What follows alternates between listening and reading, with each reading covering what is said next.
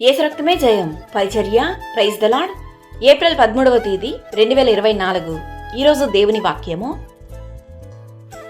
జనమా, నీవిక నేమాత్రము కన్నీళ్లు విడువవు. ఆయన నీ మొర విని నిశ్చయముగా నిన్ను కరుణించును. ఆయన నీ మాట వినగానే నీకు ఉత్తరమిచ్చును.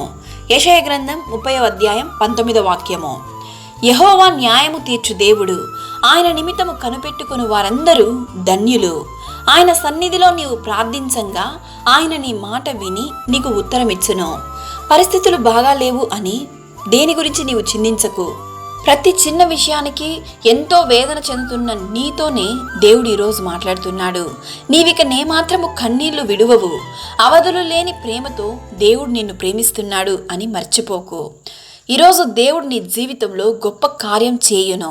సమస్త జనముల కంటే ఎక్కువగా నీవు ఆశీర్వదింపబడుదువు. నిశ్చయముగా నేను నిన్ను ఆశీర్వదింతును అని దేవుడు ఈ దినాన వాగ్దానం చేస్తున్నాడు. యెహోవా నీ పక్షమున కార్యము సఫలపరచును.